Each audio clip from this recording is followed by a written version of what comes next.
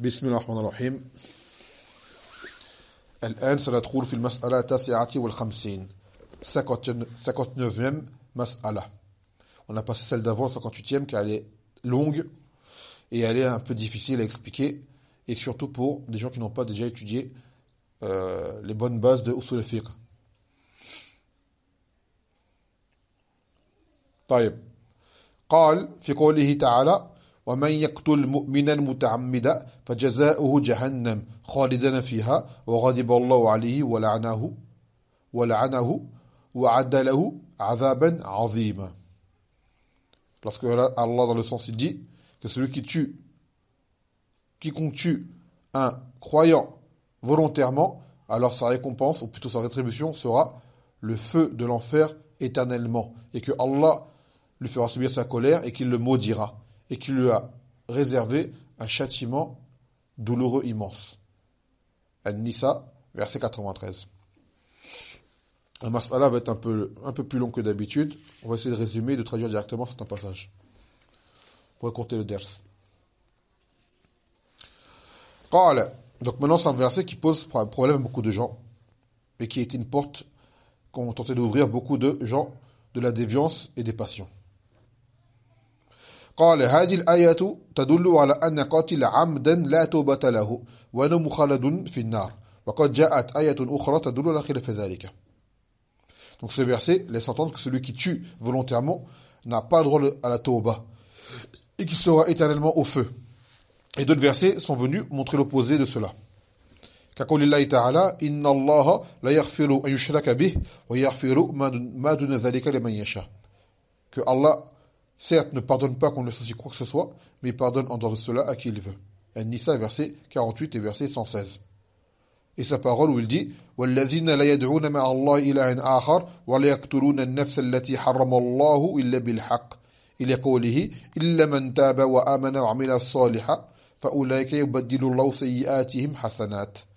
Dans le sens où Allah dit que ceux qui n'invoquent pas avec Allah une autre divinité ou qui ne tuent pas la vie sans droit que Allah a rendu interdite, si ce n'est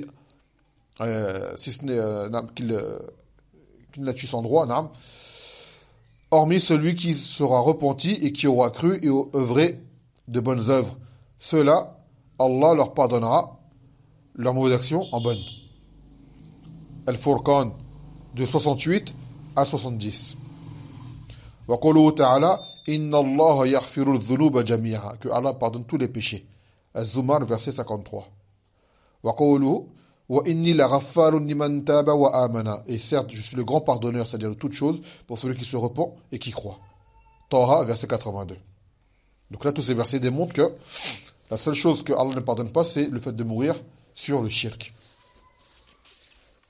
Wa li'adhu billah. Wa lil jam bayna dhalika awjuh minha. Donc il a dit pour joindre entre ces versets, il y a différentes façons de le faire. Ils vont en citer certaines, pas toutes. أولا أن قوله فجزاؤه جهنم خالدا فيها أي إذا كان مستحلا لقتل المؤمن عمدا لأن مستحل ذلك كافر وقاله عكرمة وغيره. Donc il a dit maintenant dans sa parole dans le sens où il dit que l'attribution de celui qui aura tué volontairement, c'est-à-dire un croyant, qu'il sera au fond de l'enfer éternellement. Qu'est-ce qu'il veut dire par là? Celui qui a rendu cela licite. C'est-à-dire que pour lui, c'est halal. Il dit qu'il est permis de tuer un mu'min volontairement. D'accord? Le fait de tuer un mu'min volontairement, pour lui, cela est permis. À ne pas confondre avec la qadiyya des Khawarij, qui eux voient que tu es rendu mécréant, donc ils te tuent pour cela. Là, il parle de celui qui tue un mu'min. Il sait que c'est un mu'min et il le tue volontairement. Et il dit que cela est permis. Et il le tue dans une chose qui ne revient pas de droit, qui n'est pas légiférée. Par exemple, c'est pas une sentence. Donc celui qui rend cela permis, dit que cela est halal, lui c'est un kafir. Comme ce fut la parole de Ikrima et autres que lui. Et là on va traduire directement la chose sur laquelle, le dalil sur lequel se base certains ulama, que le verset est descendu sur qui? Sur Maqiyas ibn Subaba, qui s'était soumis à Allah Azza wa Jal. Il est entré en islam, lui et son frère Hisham. Ils étaient à El-Medina. Et un jour, Miqyas a trouvé son frère mort dans le quartier des Bani Najjar. Bani Najjar, c'est parmi les tribus d'El-Medina. C'est ceux dont fait partie Anas bin Malik. Donc on a trouvé son corps mort sans savoir qui l'a tué. Donc le Nabi sallallahu alayhi wa sallam a ordonné à toute la tribu de payer la diya, le prix du sang, car on ne savait pas qui était le tueur. Donc les Ansar, parmi les Bani Najjar, ont donné 100 chameaux. C'est le prix du sang. Et le Nabi sallallahu alayhi wa sallam a envoyé ces chameaux-là avec un homme de Quraysh, de Bani Fihr. Ils ont envoyé tout cela à qui? À Qiyas. D'accord, le prix du sang de son frère. Donc qu'est-ce qu'il a fait Miqyas? Miqyas est parti rejoindre cet homme qui a été envoyé, délégué par le Nabi sallallahu alayhi wa sallam, avec les 100 chameaux.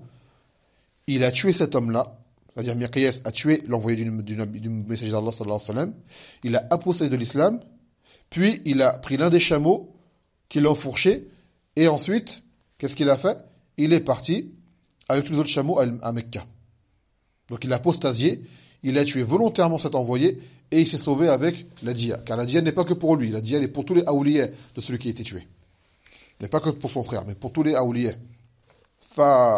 Donc là, on saute des passages. وعلى هذا فالآية مختصة بما يماثل سبب نزولها بدليل النصوص المصرحة بأن جميع المؤمنين لا يخلد أحد منهم في النار. Donc, ce verset est propre, spécifique à ceux qui ont agi comme a agi Miqyas. Et ce n'est pas général. Pourquoi? À cause des autres textes qui sont venus montrer que le croyant ne sera jamais éternellement dans le feu. D'autres textes sont venus pour montrer que le croyant ne sera jamais éternellement dans le feu. Il en sortira un jour. Donc on ne peut pas attribuer ce verset dans l'absolu de façon générale. Ça c'est la première réponse.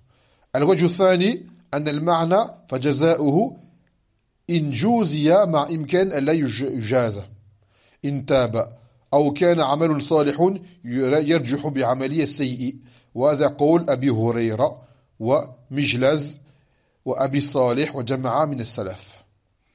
Donc deuxième réponse, c'est que sa rétribution, c'est-à-dire qu'il soit au feu éternellement, c'est-à-dire c'est la rétribution qu'il mérite si jamais il la reçoit. Car il peut qu'il soit pardonné, si jamais il fait tauba. Ou alors, par exemple, qu'il ait des œuvres pieuses qui l'emportent sur ses mauvaises. Ça, c'est la parole de Abu Hurayra, et de Abu Bijlaz, et de Abu Salih, et d'autres parmi les salafs.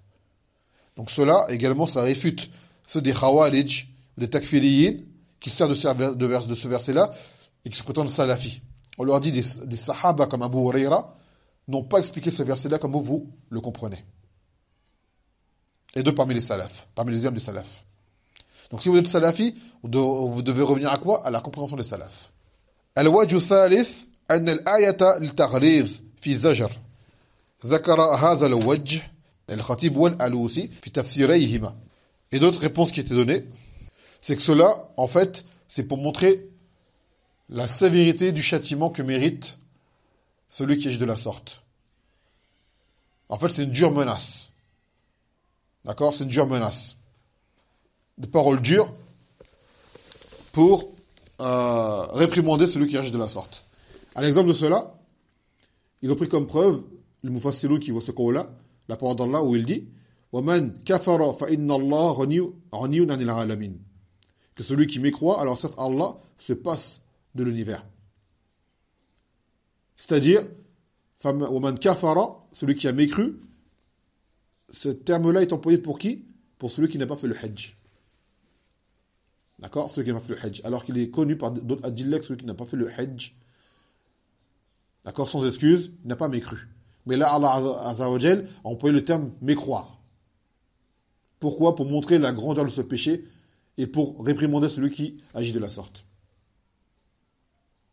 Également, dans le hadith de Miqdad, lorsqu'il a interrogé le Nabi sallallahu alayhi wa sallam quant au fait de tuer un homme qui aurait dit La ilaha illallah, parmi les kuffars. Qu'est-ce qu'il lui dit le Nabi sallallahu alayhi wa sallam? La taqtuluhu, fa in qataltahu, fa innahu bimanzilatika, qabla an taqtulahu, wa innaka bimanzilatihi, qabla an yaqula al-kalima allati qala. Et qu'est-ce qu'il lui a dit? Le Nabi sallallahu alayhi wa sallam, ne le tue pas. Car si jamais tu le tues, il sera du même statut que toi avant que tu ne l'aies tué. C'est-à-dire du fait que tu étais un croyant.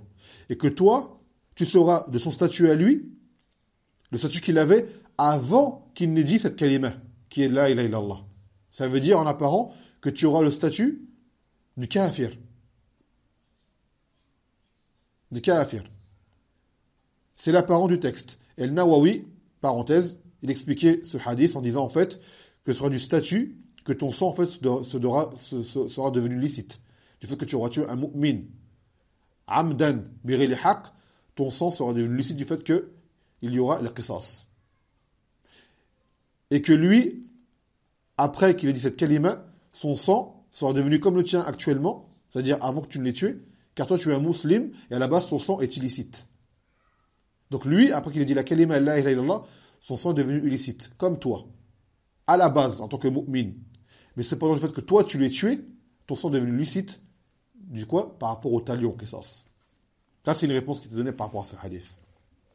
Donc en fait, le shirk veut dire par là, comme il le dit lui-même par la suite, que c'est du kufr de kufr, c'est-à-dire du kufr asghar, mineur.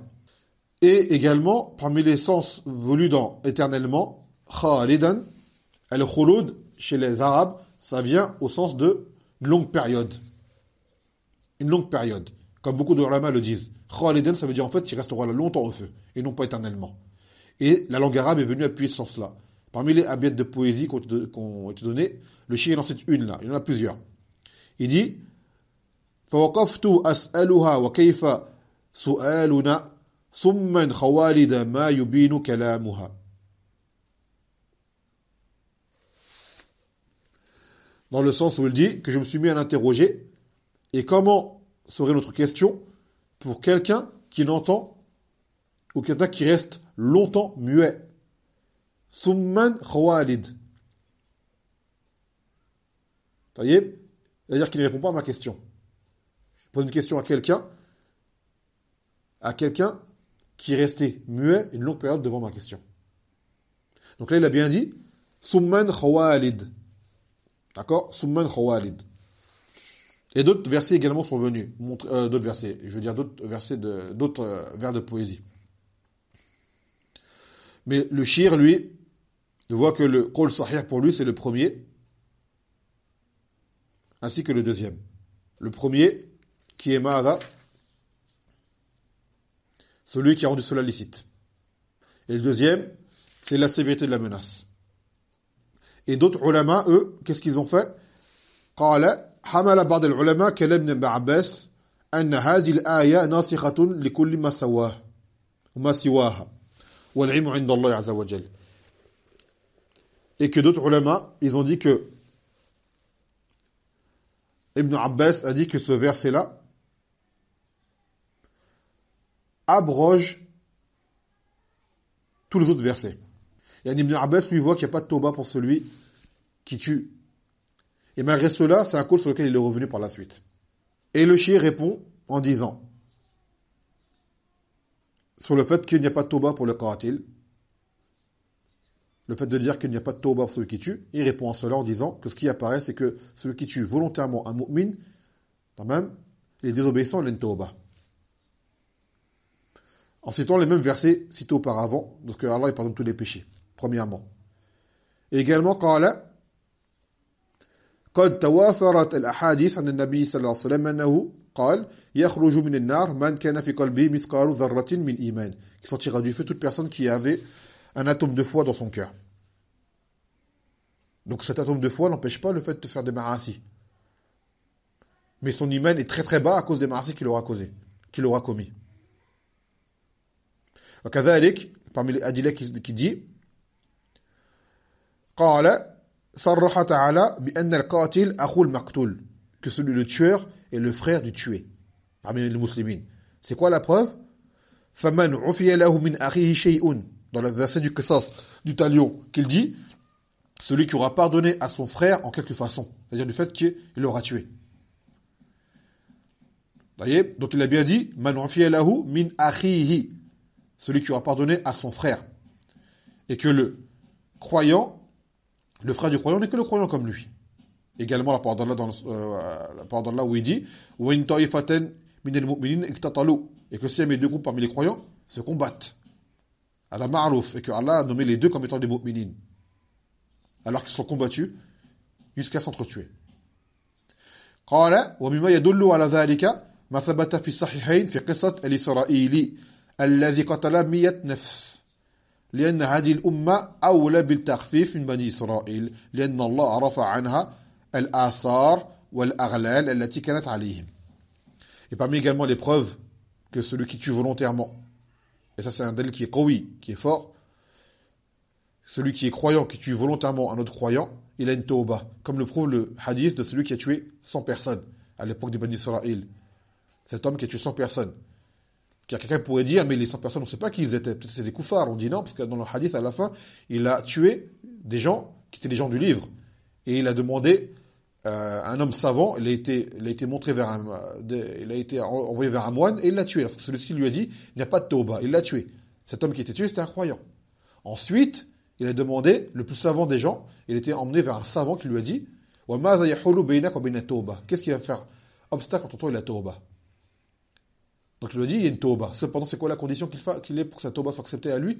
Qu'il fasse la hijra, qu'il parte vers une terre où il y a des gens qui adorent Allah Azza wa Jal. Donc le shir dit, si les gens de Bani Israël, cela leur a été, un homme de Bani Israël, cela leur a été pardonné, nous, encore plus en droit de l'être. Nous, les musulmans, la ummah de Mohammed, sommes encore plus en droit de l'être. Naam. Wal-ilmu inda Allah ta'ala. Donc ça, c'est la réponse qu'il a apportée par rapport à ce verset-là. Walhamdulillah rabbil alamin.